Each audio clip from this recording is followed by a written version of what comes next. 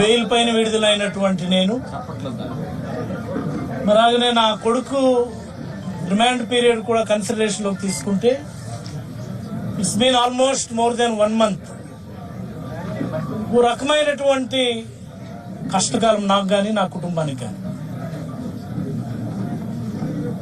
మరి ఈరోజు దేవుడి దయ వల్ల గౌరవ కోర్టుల వారు బెయిల్ మంజూరు చేసి నన్ను విడుదల చేయటం,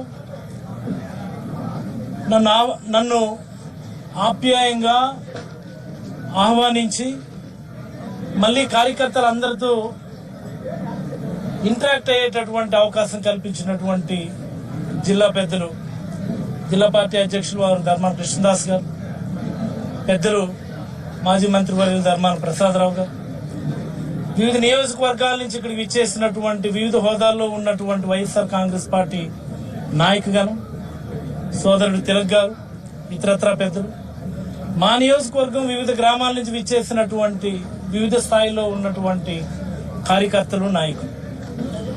ఈ సందర్భంగా నేను కష్ట సమయంలో ఉన్నప్పుడు, నా కుటుంబం కష్టాల్లో ఉన్నప్పుడు అంత దూరం నుంచి ఇక్కడ విచ్చేసినటువంటి మా పార్టీ అధ్యక్షులు former chief minister Shri YS Jaganmohan Reddy గారికి నేను ఒకసారి చేతులెత్తి ధన్యవాదాలు తెలియజేయదలుచుకున్నాను. రాజకీయాల్లో అనేక సార్లు అనిపిస్తుంటుంది, ఈ రాజకీయ ఒత్తిడిలోను, లక్ష్యాల సాధనలోను, ప్రజల తరపున పోరాటాలు చేసినటువంటి అనేక సందర్భాల్లో కొన్నిసార్లు పాజిటివ్ గాను, కొన్నిసార్లు నెగిటివ్ గాను కూడా అనిపించేటటువంటి సందర్భంలో ఒకసారి అనిపిస్తుంది. అసలు ఈరోజు నాకు చాలా గర్వంగా నేను ఫీల్ అవుతున్నాను. ఈ ప్రభుత్వం, ఈ కూటమి నాయకులు కూడబలుక్కుని ఒక యాక్సిడెంట్ని, ఒక సాధారణమైనటువంటి యాక్సిడెంట్ని నేరపూరిత హత్య అంటూ హత్యాయత్నం కేసులు పెట్టి జైలుకి నన్ను పంపించినటువంటి సందర్భం. ఈ రాష్ట్రంలో ఆ చివరి నుండి ఈ చివరి వరకు కూడా ఉన్నటువంటి ప్రతి వైఎస్ఆర్ కాంగ్రెస్ పార్టీ కార్యకర్త గొంతెత్తిది అక్రమము అని చెప్పి మాట్లాడినటువంటి సందర్భం చాలా గర్వంగా అనిపించింది. Not only YSR Congress party, ఈ రాష్ట్రంలో రాజకీయాల్ని క్లోజ్ గా అబ్జర్వ్ చేసేటటువంటి అన్ని వర్గాల వాళ్ళు, ఉద్యోగ వర్గం, తటస్థ వర్గం, మేధావి వర్గం, రాజకీయాలను ప్రభావితం చేయగలిగేటటువంటి అన్ని వర్గాల ప్రజలు కూడా పిల్లల మీద రాజకీయాల, పిల్లల పైన కక్ష సాధింప, కుటుంబాలపైన కక్ష సాధింపని గొంతెత్తి మాట్లాడడం చాలా బాగా అనిపించింది నాకు. అసలు ఇంత పెద్ద కుటుంబం జగన్మోహన్ రెడ్డి గారు మాకు ఇచ్చారా అన్నటువంటిది ఈరోజు కల్లారా చూసిన తర్వాత చాలా గర్వంగా అనిపించింది నాకు. ఒక్క మాట చెప్పదలుచుకున్నాను నేను. గత నెల రోజులుగా అనేకమైనటువంటి డిస్కషన్స్, మేబీ నేను జైల్లో ఉండి చూడలేకపోవచ్చు, రకరకాల మార్గాల్లో ములాఖత్కు వచ్చిన వాళ్ళు ఇంకోటి వాళ్ళందరూ కూడా తెలియజేస్తూ ఉంటారు. దీనిపైన పెద్ద ఎత్తున చర్చ జరుగుతుంది, దీనిపైన అన్ని వర్గాల ప్రజలు మాట్లాడుతున్నారు. ముఖ్యంగా మత్స్యకార సామాజిక వర్గం బగ్గుమంటుంది. అన్ని దగ్గర కూడా నిరసన కార్యక్రమాలు చేస్తున్నారు, అన్ని దగ్గర కూడా పెద్ద ఎత్తున దీనిపైన నోరు తెరిచి మాట్లాడుతున్నారు అన్నటువంటి మాటలు విన్నప్పుడు అలాగే రకరకాల మార్గాల్లో ఇదేదో పోలీసులు తప్పుడు కేసులు పెట్టారని చాలా మంది అంటూ ఉంటారు. నేను దాంతో ఏకీభవించండి. పోలీసులు కూడా, మా స్థానిక స్టేషన్లో ఉన్న పోలీసుల నుంచి జిల్లా స్థాయిలో ఉన్నటువంటి పోలీసుల వరకు కూడా అందరూ కూడా సహాయమే చేశారు. మా కేసు ఏంటో అదే చేశారు, దానికి సంబంధించినటువంటి సెక్షన్లతోనే పెట్టారు. బట్ ఈ ప్రభుత్వం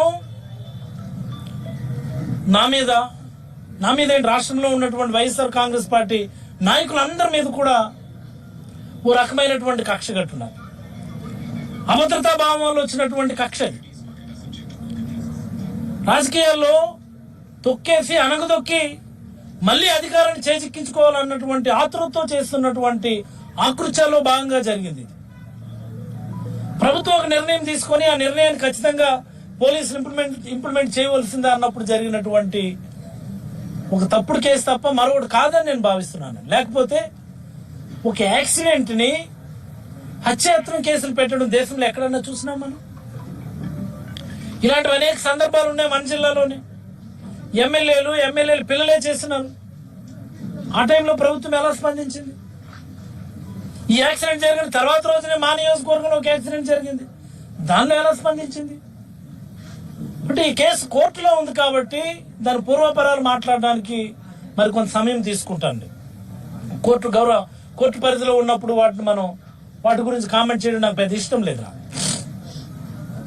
ఈ సందర్భంగా అంత దూరం నుంచి వచ్చి ఒక రోజంతా వెచ్చించి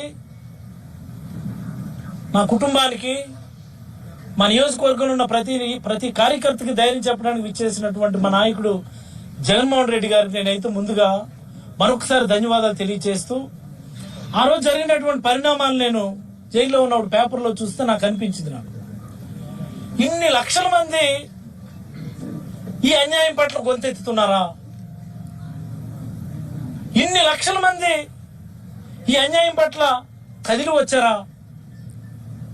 నన్ను జైల్లో పెట్టడం అన్నటువంటిది, అక్రమంగా జైలుకు పంపించడం అన్నటువంటిది, రాజకీయ కక్షతో నన్ను జైలుకు పంపించడం అన్నటువంటిది, ముఖ్యంగా నా కొడుకుని సైతం ముక్కుపచ్చలాలన్నటువంటి రాజకీయాలతో సంబంధం లేదు కదా. నా మీద కక్ష తీర్చుకోవడం కోసమని నా కొడుకును కూడా బలి చేయటం అన్నటువంటి దాని మీద ఇన్ని లక్షల మంది అనంతపురం నుంచి ఇచ్చాపురం వరకు గొంతెత్తి నినందించడం అన్నటువంటిది నిజంగా నాకు చాలా